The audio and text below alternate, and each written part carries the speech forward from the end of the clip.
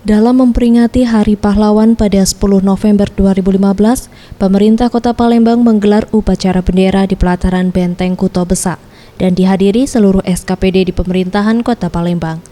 Dalam sambutannya, Wali Kota Palembang Harnojoyo menyampaikan program pembangunan Kota Palembang, antara lain rencana pembangunan Musi 4 dan Musi 6, program kolam retensi, renovasi rumah wilayah 13 dan 14 Ilir, 100% layanan air minum, pembangunan waduk seluas 100 hektar untuk persiapan air baku.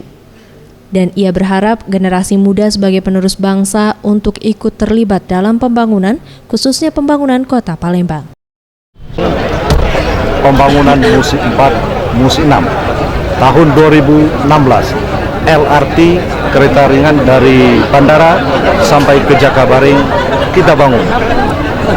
Flyover Simpang Bandara dan Simpang Keramasan akan kita bangun. Sementara itu, salah satu peserta upacara, Hafizatul Ilma, mengutarakan baginya Hari Pahlawan itu adalah dengan meneladani sikap para pahlawan yang telah membela bangsa, dan ia sebagai generasi penerus bangsa akan semangat belajar dan mengembangkan sikap patriotisme. Hafizatul Ilma dari SMA Negeri 3 Palembang.